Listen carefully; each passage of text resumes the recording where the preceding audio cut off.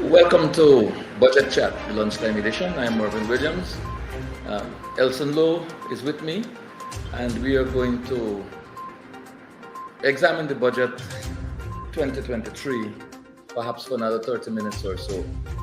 Thank you very much for joining us, and we hope that you can stay with us even as you munch on lunch. Elson, Yes, yes. a lot of what came out in the budget debate Yeah, from the opposition parliamentary yeah, representatives spoke to the issue of cost of living. yeah, absolutely. Now, cost of living seemed to have eluded Yeah, the architects of Budget yeah, 2023.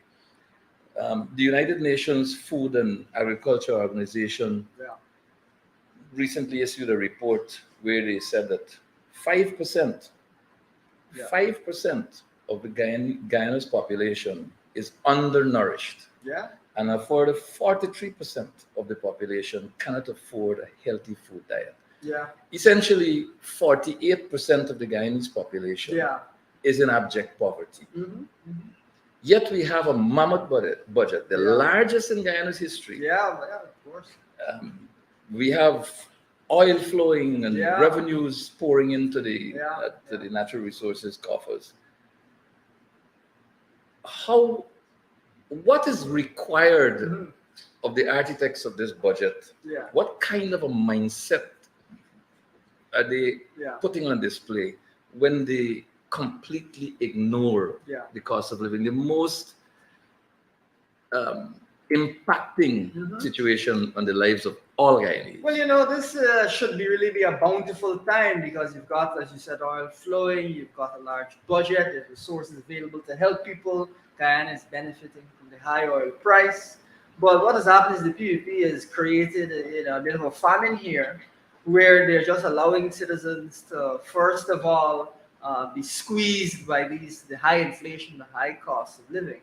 But second of all, they're not allowing the benefits that have come from the rapid expansion of the economy to be distributed in a way that deals with poverty, that deals with these concerns about people being able to feed themselves, that deals with these core issues. And you don't even hear them talk about poverty and inequality and these sorts of things because that's not part of their agenda and their mindset.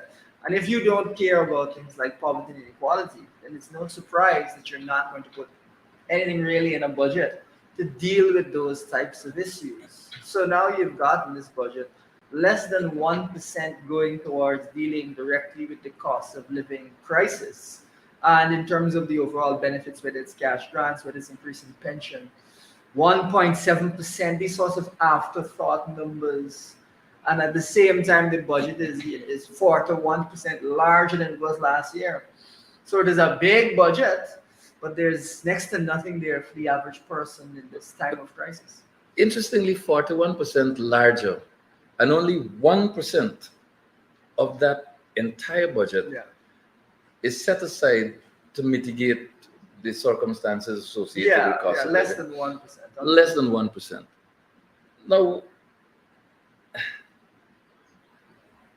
even in the setting aside of that less than 1%, Yeah, there there is a murky water situation yeah, where What this $5 exactly is it billion gonna be used is for? put there without a defined plan, exactly, without exactly. policies associated with how Yeah. it's going to be Yeah, getting into the hands of, yeah, of, for of the sure. working For sure. force. So And the other thing we must recall is that the 5 billion has been set aside is the same as the 5 billion that was set aside last year. And obviously last year we weren't able to tame the cost of living crisis. So there's no reason to think that that 5 billion will be enough. Now, what they're going to do with it, I don't know if they're going to do the same thing as last year, which was not effective, or something different. But what I can tell you is this. Last year, Guyana, because of the high oil price, made nearly around about $60 billion from oil revenue that we did not even expect to make. That's the unanticipated gains from the war in Ukraine and all these things that sent the oil price to the roof. Now you would think that at a minimum, the government would say we're going to put the unexpected 60 billion towards cost of living mitigation, direct cost of living mitigation. or even a windfall tax Yeah. to directly Yeah, well, be what channeled we've into that talked area. about is a sliding scale tax. So when the oil price is above a certain level, you can get a bit more revenue. But the point of it being that we must not let the government get away with this kind of attitude that there aren't resources, when clearly there are resources for them to spend on 12 other things.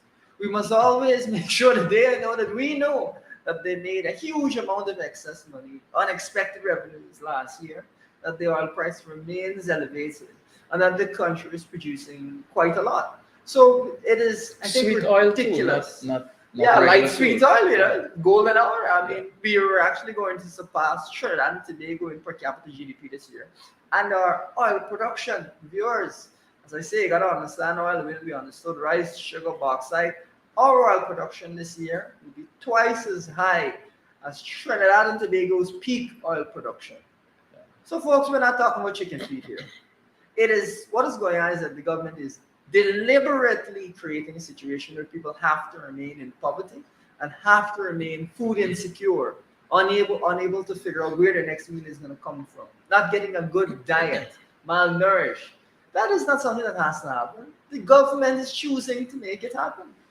Oh, again, another interesting point here is that on the one hand, cost of living, its impact, its obvious consequences Yeah, are being ignored by the architects of Budget Yeah. 2023, notwithstanding the theme.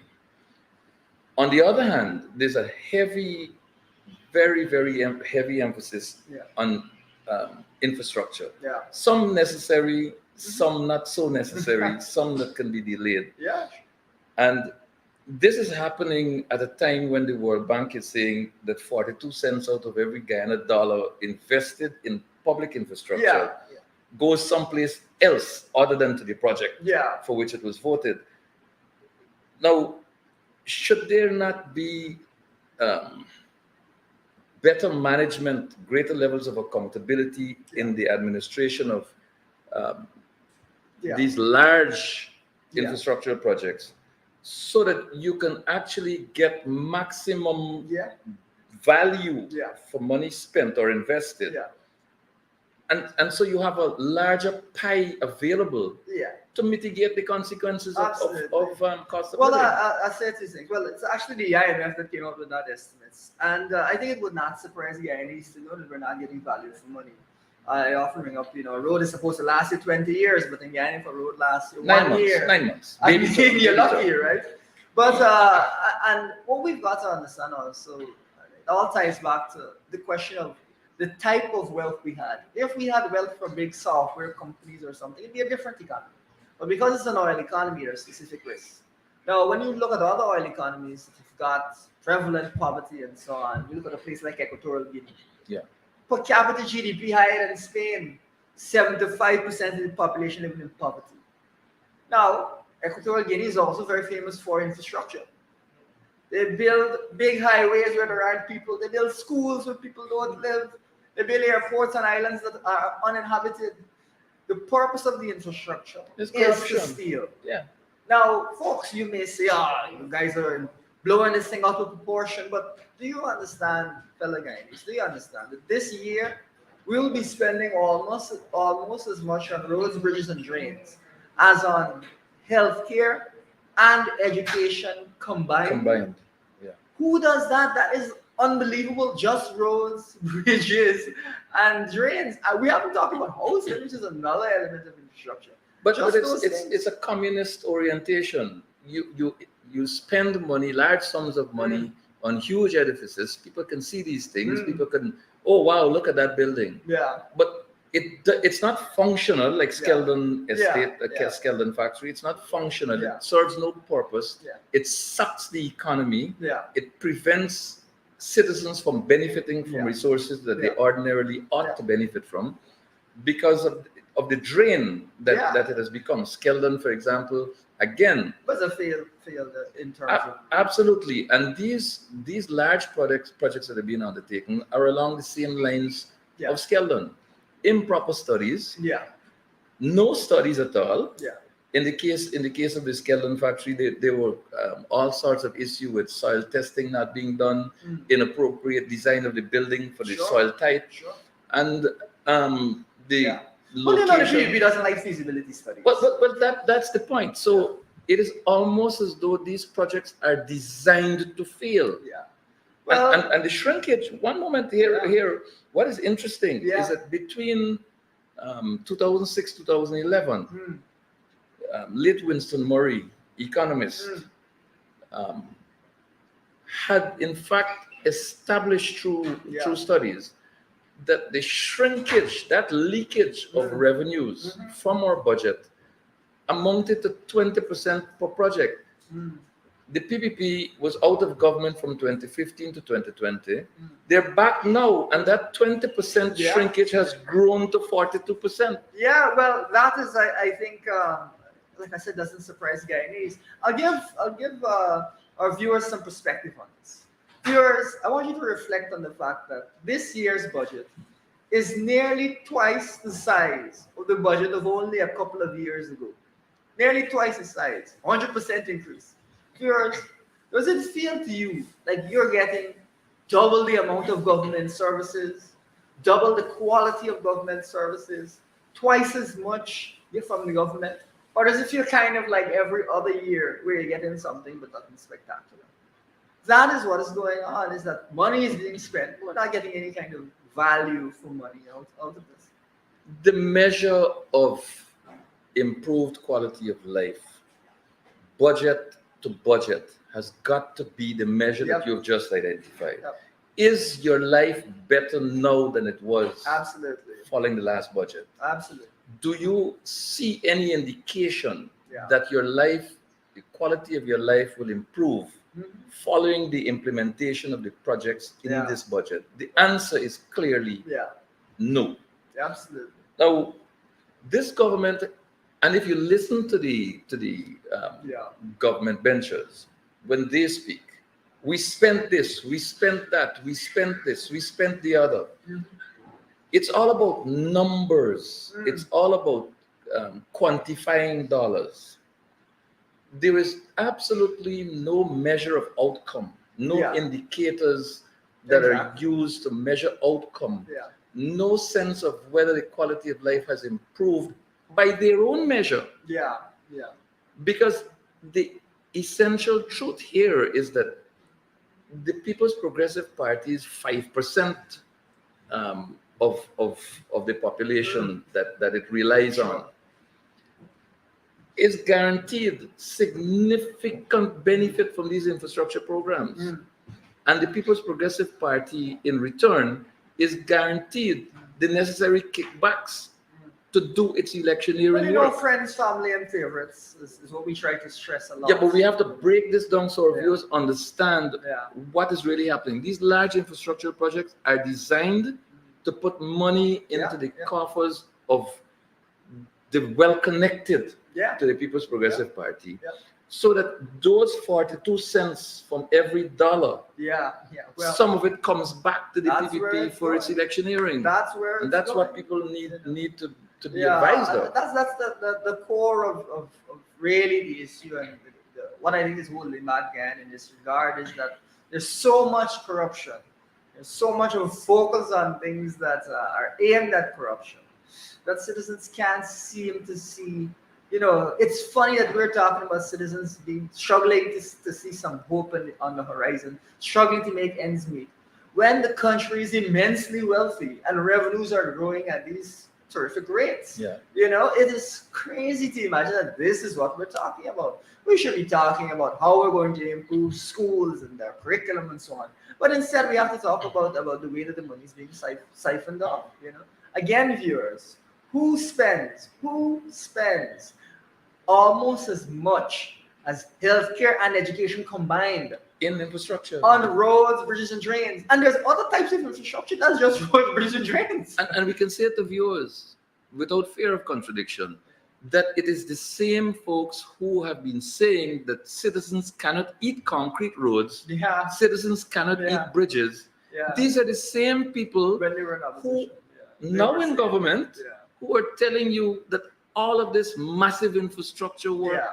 Yeah. is essential Yeah. developmental projects. Yeah. So the hypocrisy, the duplicity, it is. Unbelievable. And no one is saying that we don't need infrastructure. What we're saying is that you've got to get the balance right. And also, You have to recognize that different circumstances require different responses.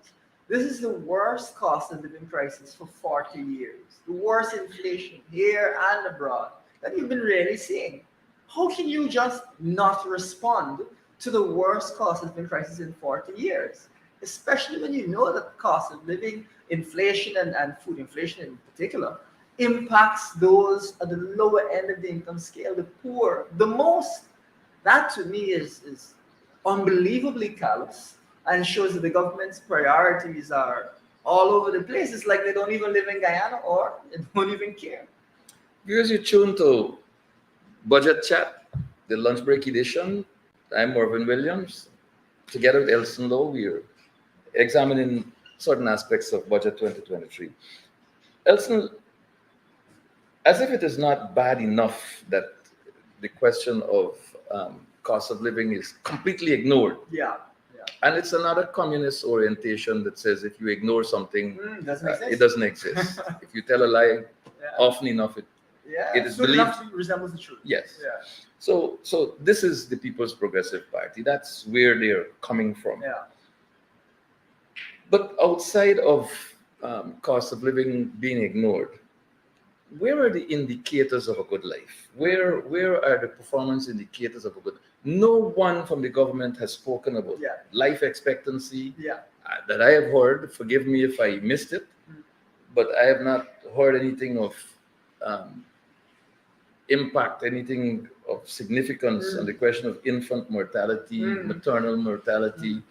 I have not so far heard anything of um, how the national insurance, that major social security yeah, network that yeah. we have, that safety net, how it's going to be improved for the Yes, benefit of our pensioners and, Yeah. and our working population Yeah.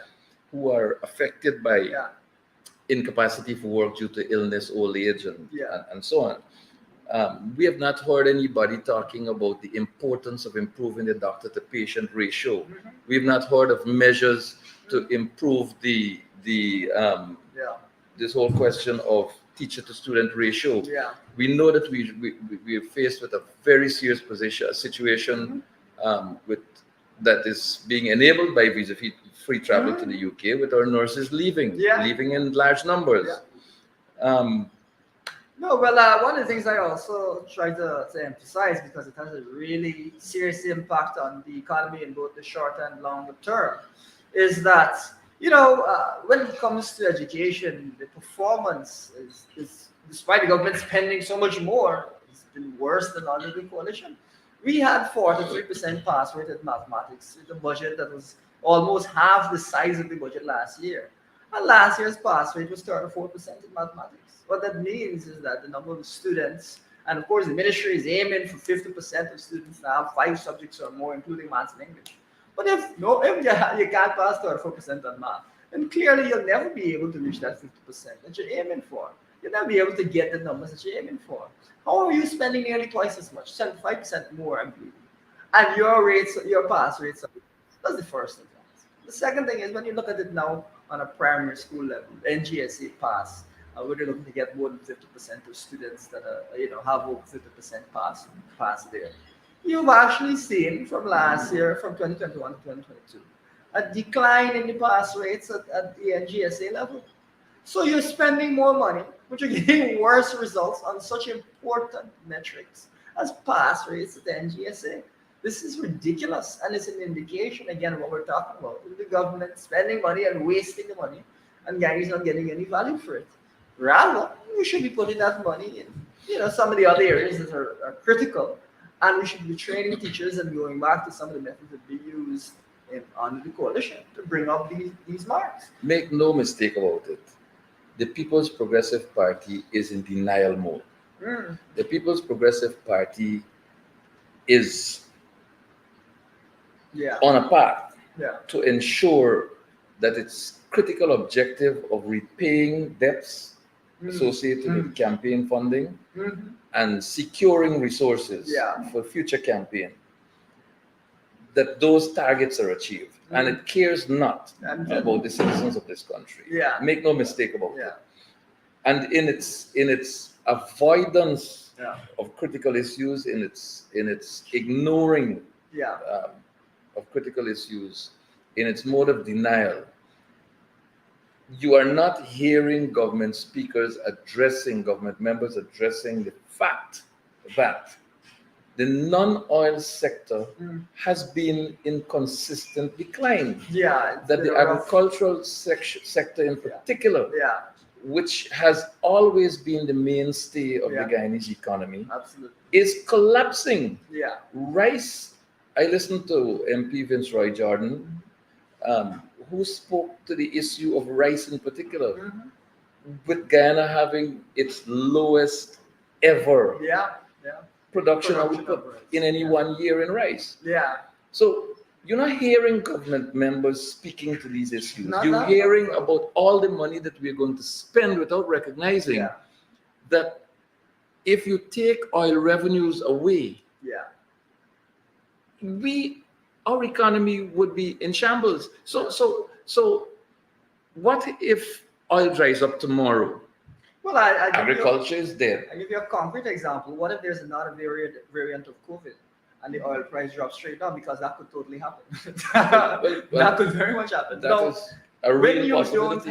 when you don't have, I think, a deliberate plan as to how you're going to move these industries forward, and you end up in this absurd situation.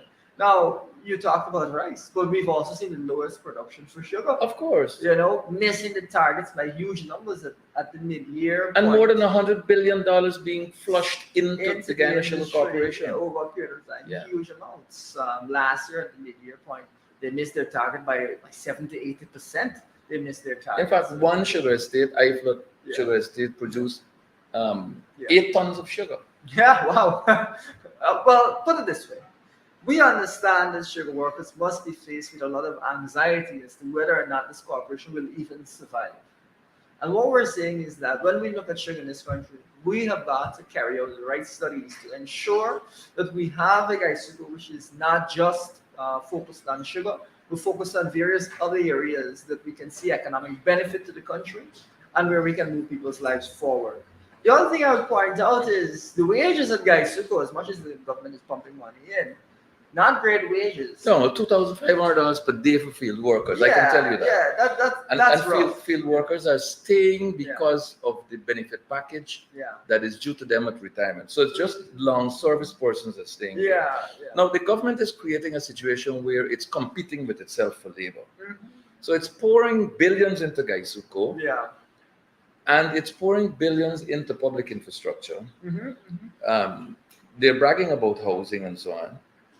And the limited available labor supply is gravitating towards the Yeah. more attractive Yeah. But remuneration. this is what we really would anticipate as one of the problems we face in an economy driven by oil, is that the productive sectors will pull your labor away from agriculture. But interestingly, Yeah. before you get to that fundamental point, just Yeah. hold it right there for a second. Yeah. There's a supplemental point here to be made. Gaisuko was suffering from a less than 51% worker turnout. Yeah. Now, if you're going to, and at that stage they were blaming mining, the mining sector was dragging Shipping away their employees away. Now you have invested in other aspects of public infrastructure works, and you're paying the kind of wages that you're paying at Gaisuko. The employees are shifting. Yeah. So, what purpose does the pouring of money Yeah. in billions and Yeah. tens of billions into Gaisuko do to help lift the sugar industry up? Yeah. Well, one of the key things that we recognize about agriculture and that we keep stressing is, in order for agriculture to really survive and thrive in Ghana, we have to ensure that the productivity of agriculture is increased. We have to ensure that agriculture's, the production per acre and so on is increased, so that wages can follow that. We can have higher wages, we can have very profitable agriculture. If we continue to produce in an inefficient way, if we continue to throw funds at Gaisuko without a plan as to how we're going to increase productivity, then what's going to happen is there's going to be more and more pressure for Gaisuko workers to go and work in other areas. And of course, the corporation will not be able to, in the long run, function. So we've got to look at how we can make Gaisuko productive. We've got to look at how we can make various of agricultural industries productive. And we always try to bring up the example of the Netherlands, which is one of the highest food producers. I think it's fourth or third in the world. But it's right in the name, Netherlands. There's no land. Yeah. They're very productive. We've talked about $1 million grants to farmers to buy equipment. We're not just saying that because we want to give farmers $1 million or $10 million. We're saying it because we want to help those farmers to have the right technology to be able to produce in a very productive way that will raise their wages, that will ensure that people do not leave agriculture and we're not left with an economy totally dependent on oil. That's how this must be approached. The government seems to be disinterested in dealing with agriculture in a serious way, I would say. I think viewers need to be reminded. There's so much happening, and there's so much that has happened over the years, that I get a sense that viewers need to be reminded that Guyana benefited in the early years Yeah. from preferential prices for Yeah. sugar, cane sugar. The European Union at one point in time notified the government of Guyana, I Yeah. think 15 years in advance, Yeah, that the preferential price will be withdrawn yeah, eventually. by a specific time. Yeah, And that what the European Union was prepared to do and did in fact fulfill yeah, is that it funded what it called a project for the repositioning and retooling of the Yeah. Guyana Sugar Corporation yeah, absolutely. Yeah. to deal with the To get the productivity levels Productivities up, so that the up, prices will productivity- come down, right. so that they could keep purchasing the sugar. and they can be at a lower competitive at the world Exactly. market prices, price. Exactly. where the forces of demand and supply determine your But there you price. Now, what did the People's Progressive Party do with this money? They took it and they established a white elephant Yeah. at Skeldon, Yeah. and they created a sugar packaging plant Yeah. which serves no purpose, Yeah. brings in no sensible, no real revenue. Yeah. And so the expectation at that time was that at minimum, Yeah. since Gaisuco produced 2/3 of the cane required for the Yeah. production of sugar, Sure. and private cane farmers produce 1/3, Yeah. that the money would have been appropriated accordingly, that Yeah. Gaisuco would have been able to retool its Exactly. its activity and so on, Yes. it's using 2/3 of the money from Sure. the EU, and that the cane farmers, the private cane Yes. farmers, would have benefited from technical support Yeah. along with 1/3 of that Increase their package, productivity. 1/3 of that package, so that they could lift their game as well. Yeah. Yeah. The private cane farmers of this country got absolutely nothing Yeah. Yeah. from that. Yeah. Now, here we are at a place in time when the resources that were targeting the improvement of cost-effective management of Gaisuco and lifting its productivity have been squandered. We are now struggling to catch up Yeah. at a time when Cuba has reduced its sugar output to, I think, to domestic quantities. Yeah. Trinidad has Yeah. come out of Yeah. it. Barbados. Jamaica has come out of it. Barbados. And the brilliant minds of the People's Progressive Party decided Guyana will up its production to fulfill the markets voided by the pulling out of these other sugar industries around CARICOM. Yeah. Visionless. Yeah. A complete waste. Totally not having an idea of the direction the sugar industry should go. And we want to point out to viewers as we talk about Gaisuco, we talk about opportunities for the future of Gaisuco, that under the coalition, Gaisuco was producing far more sugar. Yeah. Far more sugar than they're producing at the PDP now. I think more than double the amount of sugar. And there were basis. measures put in place Yeah. where the clinics run by Gaisuco Yeah.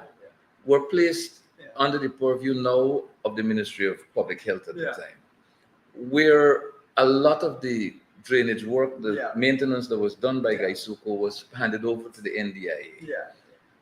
So, and a number of the recreational facilities. Well managed. It was well managed. The, Yeah. the funny thing is that the PDP has all these aims in mind with the sugar industry. All they have is a track record of failure. What's the point of all the lofty promises if they can't deliver on anything? And the injury to the Guyana Sugar Corporation Yeah. as an entity Yeah. is rooted at Freedom House, Well, with the shutting down of Leonora and, Yeah. and a number of other and of estates. course, the failure of Skelton. Really, Skelton was supposed to save the industry, and Lee Jack himself said, "Without Skelton, sugar is dead." Something to that effect, if my memory serves. Well, look at what was Guy Suko's senior staff compound now. Mhm. The person who holds the highest office in the land has as his home Mhm. the former guest house, Oh. senior staff guest house. Okay. And associates of the government now literally own the remaining area of it. Yeah. But which was awarded under strange circumstances. It was supposed to be downstreaming of wood forestry products, Well, and it's now a housing scheme with a mall and private hospitals. But so the issue really is that budget 2023 is a budget of largesse for the closely Yeah. connected, yeah.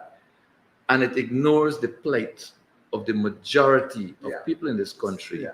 the working class, the Yeah. working poor, the underprivileged. Absolutely. The average Guyanese totally ignores the average Guyanese. Because you look at it, if 40 something percent of these people in this country can't afford nutrition diet, you're talking about middle class people as well. Of course you're you talking are. about the typical Guyanese Of course you being are. in a difficult position. And even those who are maybe a little bit above, maybe getting a little bit more income, they must be stressed because they can barely get by. To the extent that you eat a later breakfast and an earlier dinner, omitting lunch. All of that. That is known to be happening. Viewers, again, we want to remind you that Guyana is growing at 25% this year, that it grew at 62% last year, that the previous year it grew at 20%, that the previous year it grew at 43%. It is ridiculous that Guyanese have to be punishing. It is because the PDP has decided that Guyanese should punish, and there is no reason for it whatsoever. We could have been in a situation where there was no oil, and we were facing the same cost of living crisis. Of course. Well, what has happened is that all the measures are measures that we could have seen without oil. Where are the measures that we expect to see from this so-called booming economy? We have shown you right in the beginning of this show that there was a whole 60 billion of excess revenue that nobody knew was coming, that the government has sitting there that it could use to deal with the cost of living crisis directly. But ignores the crisis. Ignores the crisis, and that works out to $300,000 per household that the government could provide to households across this country. That's quite a chunk of change. Even if the government took that money and said that, did some of the things we proposed, whether it is grants to farmers for production, whether it is keeping a cap on the price of gasoline so that the cost of transportation is low, whether it is giving further vouchers to canter operators and minibus operators so that you have a nice low price when they're bringing goods from the farm to the market. Yeah. We understand that food inflation is the most serious element of this. And that's why we're somewhere in the talking so region much of about this. 13% as a subsector. By itself, which is why people, when they go to the market, they're always alarmed by what they see. Now, viewers, we again want to point out the reason that food inflation is so critical is that you can't really get away. You have to eat food. You have to eat Yes. something. Yeah. And those who do not have the means and the low end of the income scale, they spend a larger share of their budget on food and so are more impacted. Yes. The wealthy people in this country may have stocks, may have housing, may have businesses, may have fancy other investments. They are making money from those things. But poor people and the average Guyanese, they're not able to do that. And so they now are actually suffering in a time of plenty. Yeah, well, budget 2023, a national man-made disaster Man-made for the disaster. people of the Cooperative Republic of Guyana. Viewers, I want to thank you very much for spending the last 35 minutes with us. Elson, it was wonderful chatting. Always good to be on. Always. And I'm hopeful that we have been able to shed just a little bit of light Absolutely. for the benefit of our, Yeah. particularly our working class population, Absolutely. who are hardest hit by the realities of Of cost of today. living. Although it does in fact impact every single The guy. average. So thanks again for and